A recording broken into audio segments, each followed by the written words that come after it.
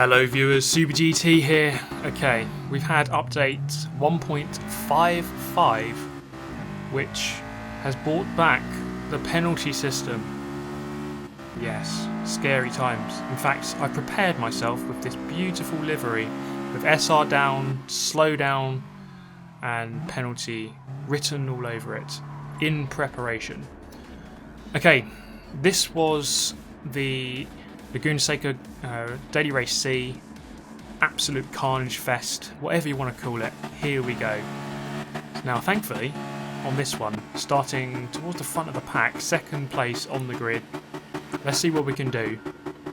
As typically, well, my experience of this race was very mixed. We're going to see that over the course of the couple of races I'm going to show in this video.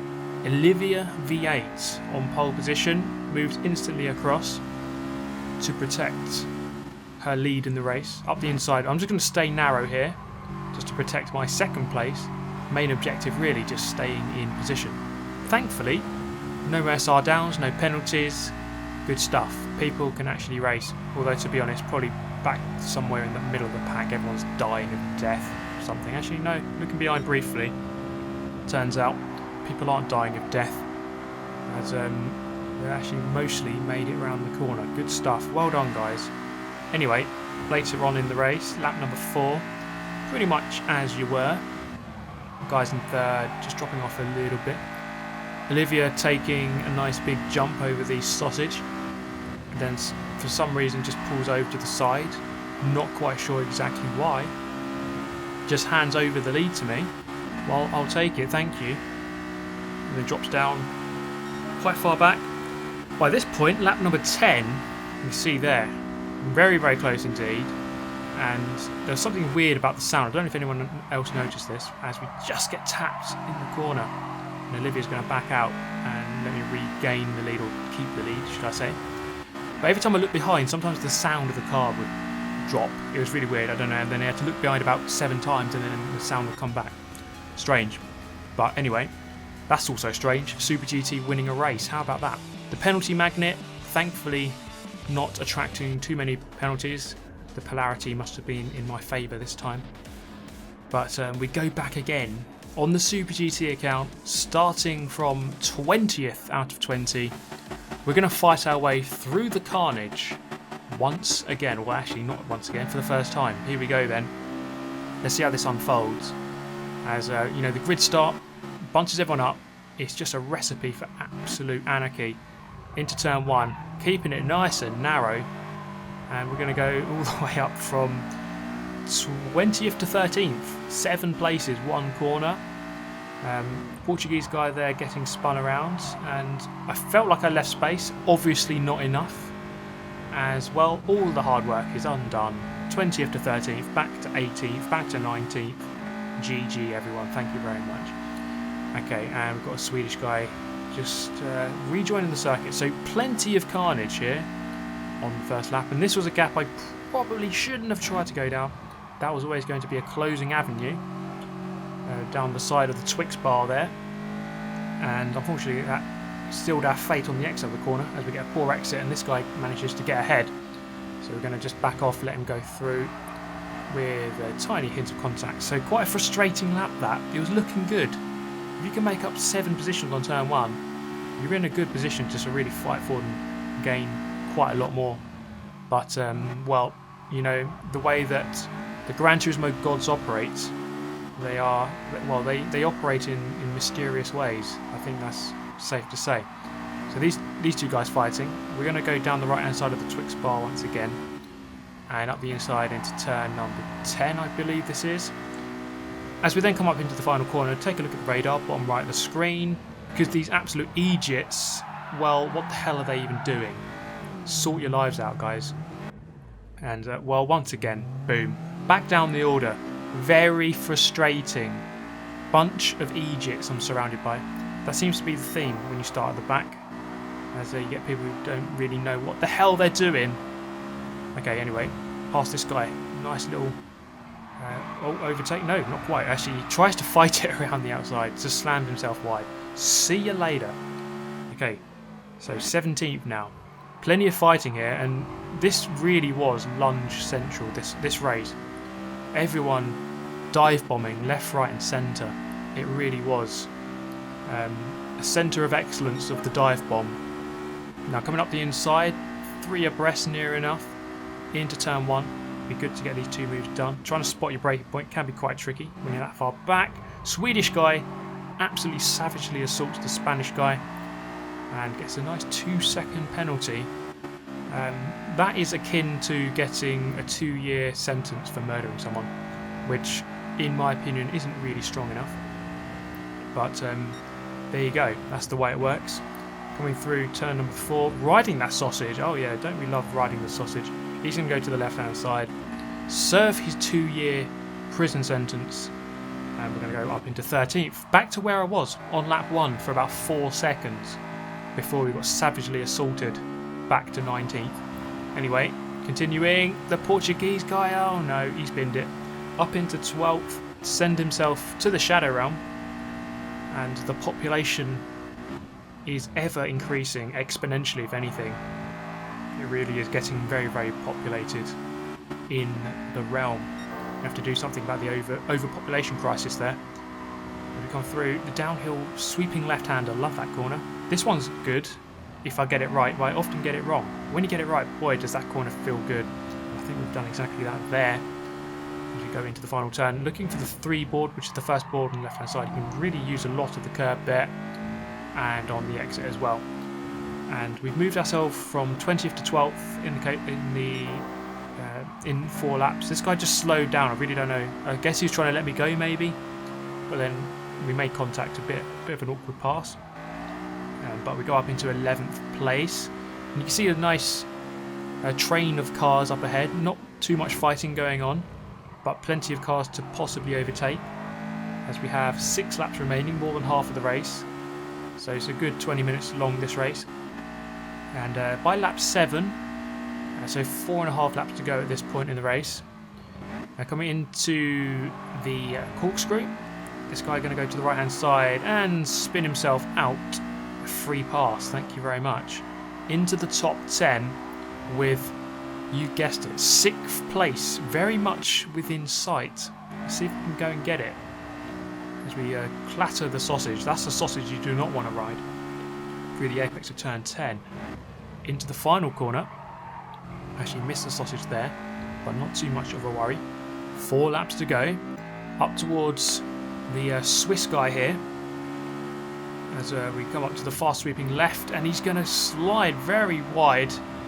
Lose crucial momentum. We're up the inside. Another position.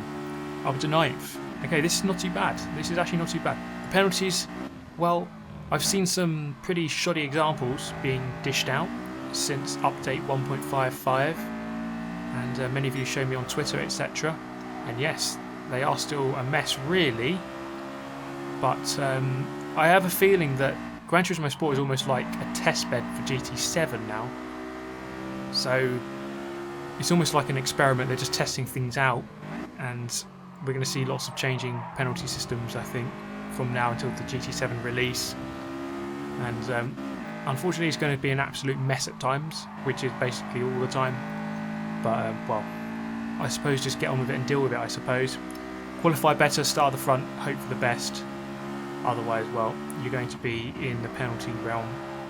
Through here, riding the sausage can be very tricky. Belgian losing control, losing momentum. It's going to be a side-on-side battle coming into the corkscrew. Let's see if we can do it here. Late on the brakes, around the outside. Beautifully done move. Up into 8th. We've lost a little bit of time to the 2 guys ahead. But by lap 10, 1 lap later, we've gained it back. And in fact, we are gaining. We're perhaps running out of laps. The 3rd place is actually well within sight. The top 2 are long gone. But we've done a pretty good job to catch up, given what happened on the first lap. And you think, if that incident didn't happen on the first lap, that hit where we got pushed from 13th back down to 19th, that probably cost me a good 5-6 seconds, that one incident, because I lost the time, then had to fight back through people, which loses you further time. So I may well have been further up that order if not for that. It just shows you the tiniest little things can really have the biggest effects on your race. But, well, that happened. Have to get on with it. We're in 8th, last lap, lap 11 of 11, with at least a couple of cars here we could potentially go past. And let's see if we can do that. A little bit wide from the Spaniard up ahead. Just having one eye on the battle for 3rd place and just hoping that they start savagely assaulting each other at some point during this lap, which would give us a sniff of yet another position. So far it's been a decent return. 12 position gained, 20th to 8th. But can we go any better than that with only half a lap remaining? So 6 of us here in a nice close cluster, pretty much the closest cluster judging by the map, except for maybe the top 2 who are right on each other. As we exit turn number I don't even know, up the hill towards the corkscrew, spotting our braking point, which is that board there. There's a white line that goes across the circuit. I'm going to tap this guy a tiny bit here, and he goes a little bit wide as a result, and funnily enough gets himself a 0.5 second penalty. So it wasn't really his fault. He was kind of forced into that, kind of pushed into it, and therefore not quite a fair penalty, but there you go. That is the system. That's how it works.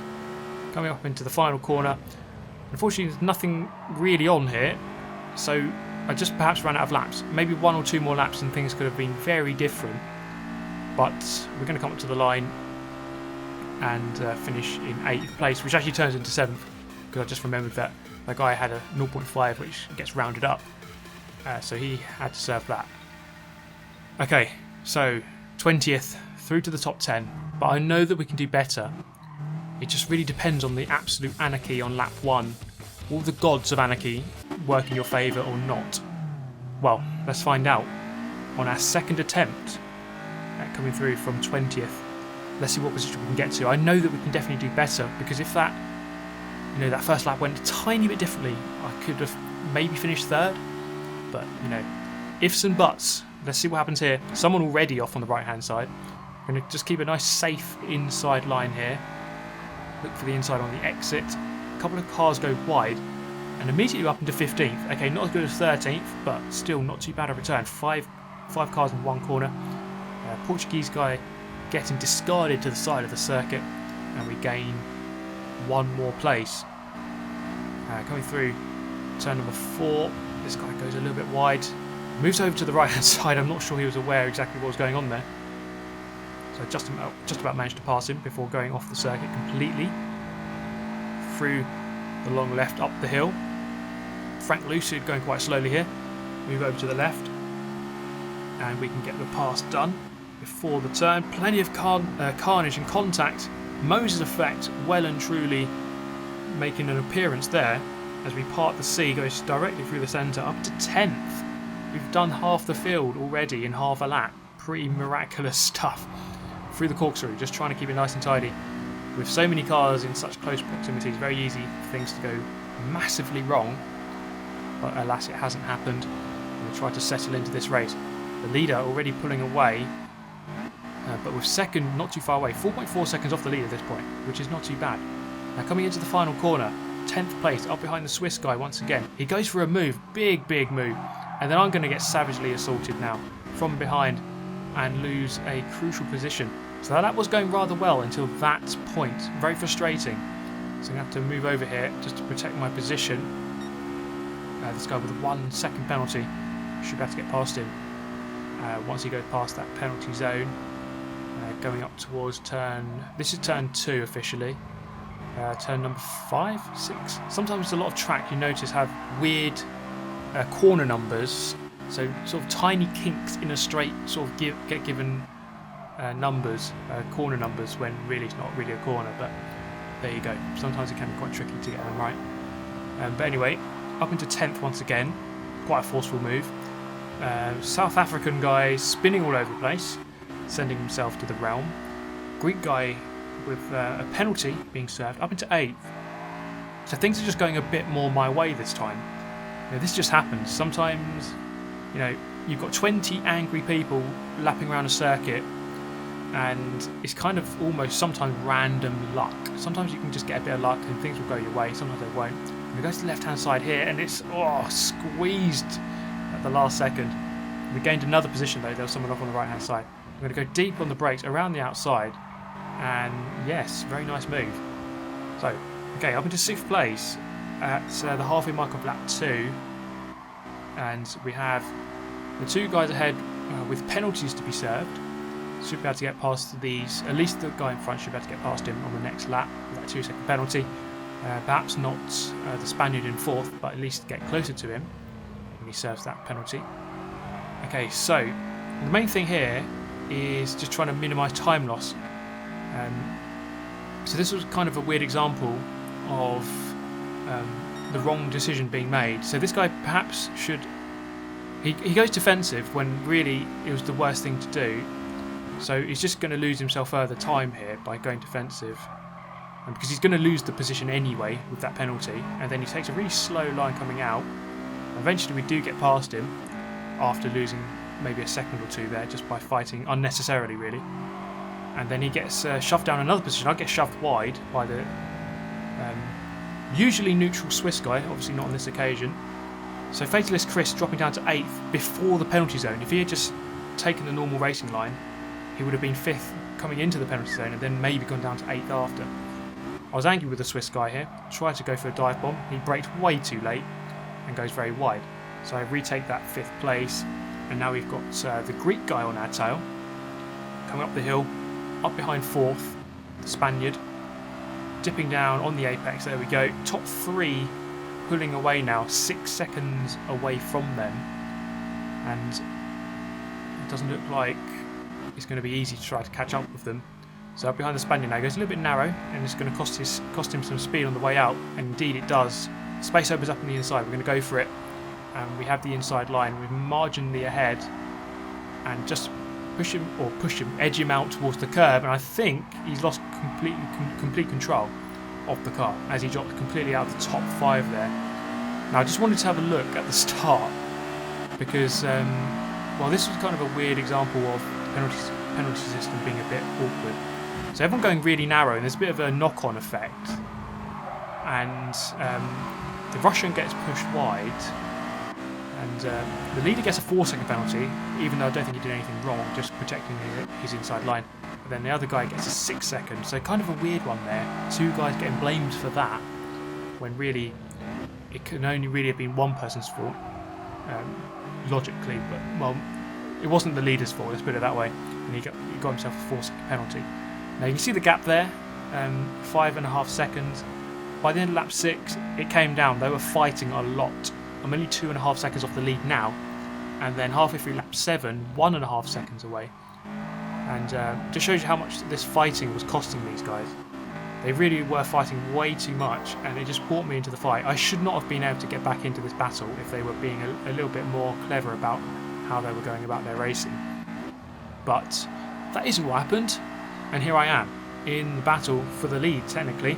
Fatal Vasca, very, very quick guy though, like a top split Gran Turismo Sport player, so once he's in the lead it's going to be difficult to try to reel him in. But all I can do here is to try to get into the second at least, and then maybe work our way onto the lead. Main objective now just being to improve our immediate position.